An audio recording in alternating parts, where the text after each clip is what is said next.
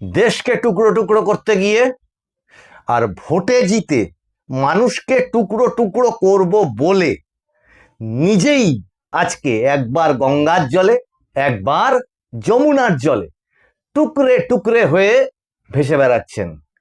কে আবার? তৃণমূল কংগ্রেস।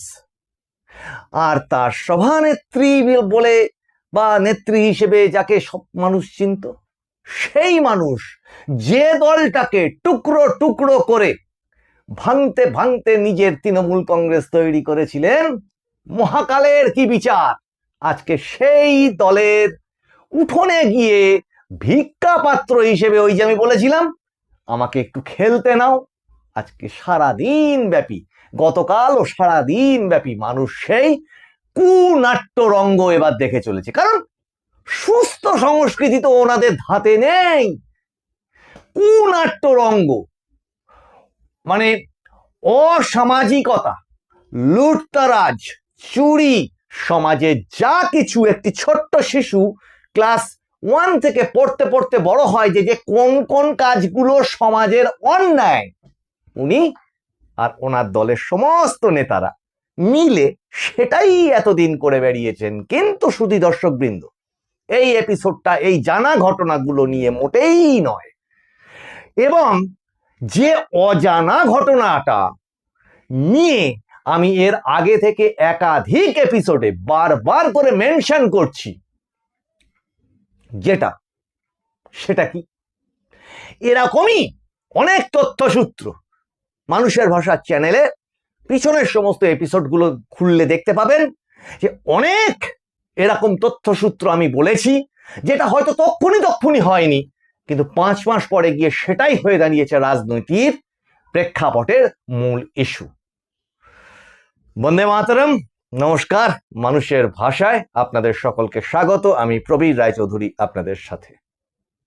দেখুন, যে টুকরে টুকরে গ্যাংয়ের কথা বলতাম, বারবার বলি, সেই টুকরে টুকরে গ্যাং একবার এ টুকরো হয়ে যায়, একবার ও টুকরো হয়ে যায়। কাকে টুকরো করতে গিয়ে? দেশকে টুকরো করতে গিয়ে।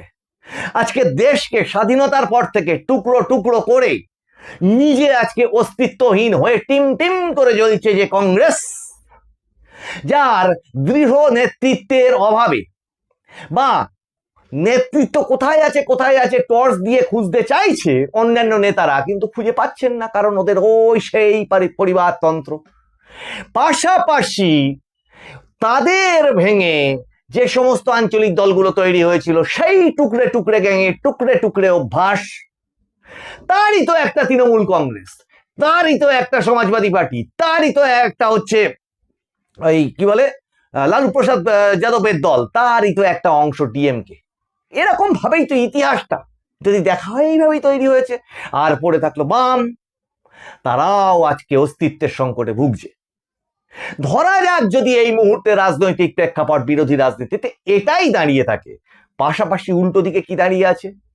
আজকে ভারতবর্ষের সাংবিধানিক ইতিহাসে স্বাধীনতার পর এক বিরল দৃষ্টান্ত তৈরি করলেন প্রধানমন্ত্রী নরেন্দ্র দামোদর দাস মোদী। সব থেকে বেশি দিন প্রধানমন্ত্রী থাকার নজির তিনি আজকে তৈরি করলেন, পণ্ডিত নেহেরুর পর।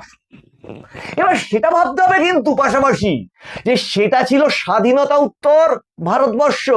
স্বাধীনতার পর মানুষের আবেগের একটা অংশ অন্য রকম থাকে, দেশ গঠন পর্যায়ে চলছে, তখন অনেক ফ্যাসিলিটি মানুষ পায়, রাজনৈতিক দল পায়, যে দলটার স্বাধীনতাতে কন্ট্রিবিউশন আছে, সেটা নিয়েই স্বাধীনতাতে মানুষ এগিয়েছিল বলে পরবর্তী যে ভোটগুলো আছে সেই ভোটগুলো তারা খুব সহজে জিতেছিল। কিন্তু আজকে নরেন্দ্র দামোদর দাস মোদীর নেতৃত্বে বিজেপিকে কিন্তু সবটা লড়ে পেতে হয়েছে। এই টুকরে টুকরে গ্যাংয়ের প্রধান নেতৃত্ব যে কংগ্রেস, সেই কংগ্রেসের সঙ্গে টক্কর দিয়ে প্রতিটি রাজ্যে আজকে উঠে আসতে হয়েছে। আজকে দেশে যখন রাষ্ট্রবাদকে ধ্বংস করে দেওয়া হয়েছে, ঠিক তখন থেকেই কিন্তু এই বিজেপির পাশে মানুষ একটু একটু করে জুটেছে। আর শুধু জোটেনি, যত রথের চাকা এগিয়েছে তত তা শক্তিশালী হয়েছে, তত তা গতিশীল হয়েছে। আজকে শুধুমাত্র এটা ভাবলে হবে না যে একটা মাত্র শুধুমাত্র সরকার, সেই সরকারের অবশ্যই বিভিন্ন রকম ত্রুটি বিচ্যুতি থাকে, কিন্তু ওই যে বলি উন্নয়নের স্রোত এত বেশি। আর একটা মন্ত্র, রাষ্ট্রবাদ সর্বোপরি প্রথম, যা দেখিয়ে দেয় অপারেশন সিন্দুরের মতো ঘটনা, যে পেহেলগাঁওয়ের মতো ঘটনার সঙ্গে এক ছিটে কোনো রকম আপোষ করব না, যা দেখিয়ে দেয় কার্গিল যুদ্ধ, সেখানেও কিন্তু প্রধানমন্ত্রী তৎকালীন বাজপেয়ীর নেতৃত্বে দেখিয়ে দিয়েছিল যে না, রাষ্ট্রের সঙ্গে, রাষ্ট্রবাদের মানে রাষ্ট্র বিরোধিতার সঙ্গে, রাষ্ট্রের শত্রুর সঙ্গে কোনো রকম আপোষ নেই। আর তার ঠিক পরে যদি আসেন, যেটা এক মহার্ঘ মন্ত্র, যে মন্ত্রকে অবলম্বন করে বিজেপি সরকার এগিয়ে চলেছে বিভিন্ন রাজ্যে, তা হচ্ছে সবকা সাথ, সবকা বিকাশ, সবকা বিশ্বাস। এখন এটাই তো প্রকৃত সাম্যবাদ এবং প্রকৃত যারা কিনা সেকুলারিজমের কথা বলেন, তা এই মন্ত্রটাই তো সেইটা। আবার অবশ্য সেকুলার যারা, তারা আবার ঠাকুর রামকৃষ্ণদেবকে সেকুলার বলেন না, যিনি আবার বলেন যত মত তত পথ, এর থেকে বড় সেকুলার কথা কি আছে। তারাই আবার শ্রী চৈতন্যদেবকে সেকুলার বলেন না, সাম্প্রদায়িক বলেন। কেন? তিনিই তো বলেছিলেন যে সমস্ত যত রকমের মানুষ আছে তাদের মধ্যে প্রেম প্রেম বিলিয়ে দাও। এবং তার থেকে বড় কে জানেন? তার থেকে বড় যদি সেকুলার বলতে হয়, তিনি তো ভগবান শ্রীকৃষ্ণ, যিনি বলেছিলেন কর্মই হচ্ছে তোমার জাতিগত বৈশিষ্ট্য বা জাতিগত পরিচয়, তোমার কর্মই ঠিক করবে। তা এ সমস্ত ওইসব সেকুলারদের পছন্দ হয় না, ওনারা ওগুলো পড়বেনও না, কিন্তু ওনারা বিদেশকে অনুসরণ করবে, চলবেন। শুধু দর্শকবৃন্দ, এগুলো নিয়ে কথা বললে সময় নষ্ট হবে। আজকে কোন সেই ঘটনা যেটা নিয়ে আজকে বলতে বসেছি, যেটা বলতে গিয়ে এই কথাগুলো না বলে নিলে হতো না। আচ্ছা, এই যে মমতা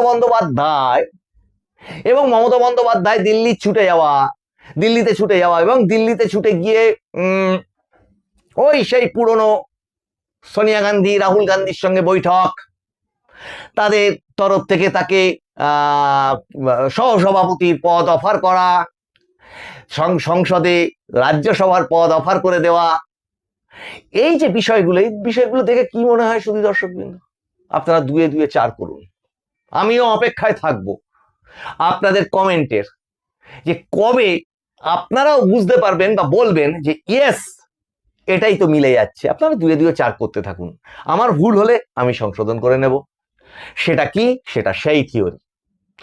এই পুরো অংশটা হচ্ছে দেশ বিরোধী একটি অংশ, এবং এদের একটা মাত্র এজেন্ডা, দেশের ক্ষতি করা, দেশকে মানে দেশের সম্পদকে লুট করে ব্যবসা করা, এবং দেশের সঙ্গে মানে বিদেশি বিভিন্ন রকম বস, তাদের অঙ্গুলি হেলনে দেশকে পরিচালনা করা।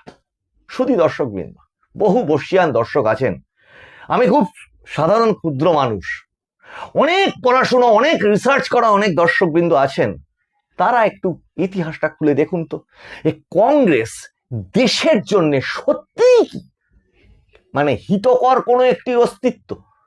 মমতা বন্দ্যোপাধ্যায় সহ এই INDI জোটের একটা কেউ দেশের কথা ভেবে কোন রকম কাজ করেছে? যেটা বিজেপি সরকার করে, একটু ভেবে বলবেন। কাউন্টার যুক্তিগুলো অবশ্যই থাকবে, মত বিরোধী মত অবশ্যই উঠে আসবে, কিন্তু এটা তো আজকে মিলে যাচ্ছে শুধু দর্শকবৃন্দ, যে কোনো না কোনো ভাবে টিকে থাকতে হবে, এমন ভাবে টিকে থাকতে হবে যা কিনা চরম বিরুদ্ধ, মুখ দেখা দেখি নেই, বিরোধী হয়ে লড়ালড়ি করলো ভোটে, এবং দেশের পক্ষে বা সমাজের পক্ষে ক্ষতিকর বলে একজন আর একজনকে দোষারোপ করলো। তারা আজকে আবার চা খেতে এক টেবিলে বসে তার নিজের দলে জয়েন করিয়ে নিয়ে আবার সহসভাপতি পদ অফার করে দিচ্ছে। এর পিছনে কারণটা কি শুধু দর্শকবৃন্দ? কারণ হচ্ছে বিদেশি ফান্ড, এবং ধ্বংসাত্মক রাষ্ট্রবিরোধিতা, ধ্বংসাত্মক রাষ্ট্রদ্রোহিতা। কেন বলছি? আচ্ছা শুধু দর্শকবৃন্দ বলুন তো, আমি যে বারবার বলি যে ওই যে মমতা বন্দ্যোপাধ্যায় এবং তার সাথে সাঙ্গপাঙ্গ এখনো টুকটাক যেটুকু টিকে আছে, এবং ওই রাহুল গান্ধী সহ কংগ্রেস, এদের একটা বিশাল অংশ দেশদ্রোহিতার সঙ্গে জড়িত। কেন বলি? তার কারণ হচ্ছে, আচ্ছা বলুন, আমি তো বারবার বলি এই সমস্ত কিছু ওই দাউদ ইব্রাহিম, আল কায়দা, আইসিস, জামাত, হিজবুল মুজাহিদিন, পাকিস্তান থেকে শুরু করে এই যে বাংলাদেশ, আরো ছড়িয়ে যান বহির্বিশ্বে, এই ভারত বিরোধী যে শক্তিটা, এই ভারত বিরোধী শক্তির ফান্ডিং পুরোপুরি এদের কাছে আসতো। আপনারা দেখছেন গরু পাচার, সোনা পাচার, কয়লা চুরি, বালি চুরি, লুট লুট লুট, আর সেই লুটের অর্থ কোথায় চলে যাচ্ছে? বিদেশে।